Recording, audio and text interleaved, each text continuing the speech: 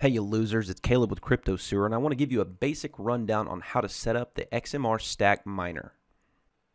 This miner is for the cryptonote currencies such as Monero, Electroneum, and Sumo Coin.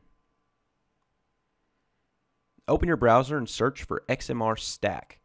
Go to the GitHub site. Here you can download the source code and compile it yourself, but we'll go to the releases page and download the pre-compiled version.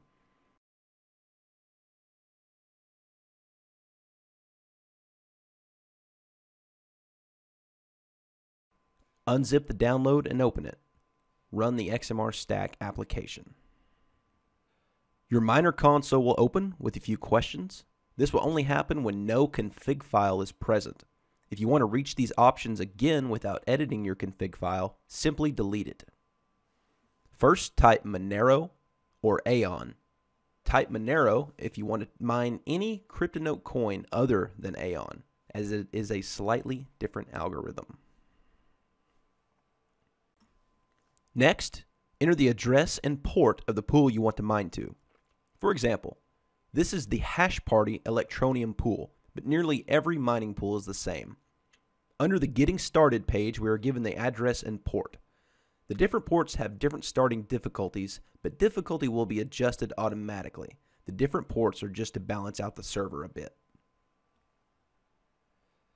Next, enter your wallet address. Unless otherwise noted, the password will be empty or sometimes X. A few other options here, just answer no unless you already know what these are.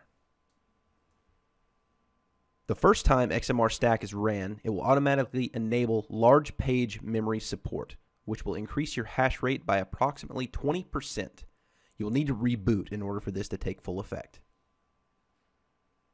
XMR Stack will detect your AMD and NVIDIA GPUs and connect to your pool. Press H to see your hash rate.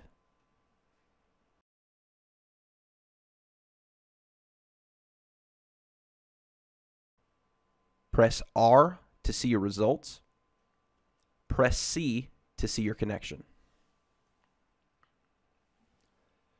Let's take a quick look at your AMD file. Here you can edit the intensities for each card.